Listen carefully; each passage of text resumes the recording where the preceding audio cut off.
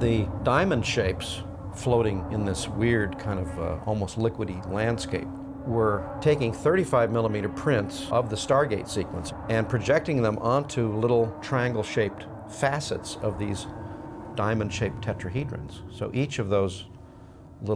each facet of the tetrahedron is actually a movie being projected onto a white plastic tetrahedron. So it would be one pass, the camera gets wound back, the projector gets moved to the other side, another exposure, on and on and on, over multiple tetrahedrons, and it just took hours and hours and days of photography to transpose those movies onto all those facets. The surface below was an extrapolation of the slit-scan technique. Instead of having the slit, which created this perfectly flat wall, which was either horizontal or vertical at times,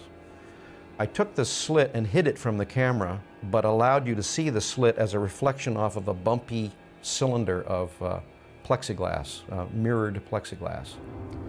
So what happened was that the camera's still doing the slit thing and moving in and out and taking a minute to shoot each frame of film, but instead of it being absolutely flat, it was an irregular reflection off of a drum that was rotating. And this created this kind of liquid, turbulent terrain that looked like water or looked like land or looked like sand or looked like something.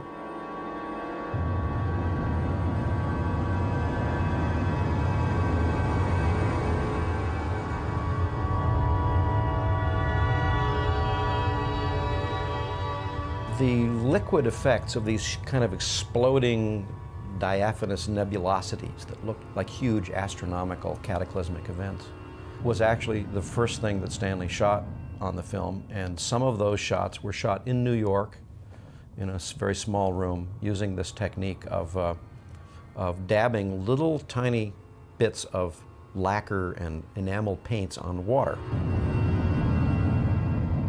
with certain specific gravities and certain kinds of adhesion qualities so they would expand when they got on water. And the camera would be aimed down, looking at this little area that was about smaller than a pack of cigarettes.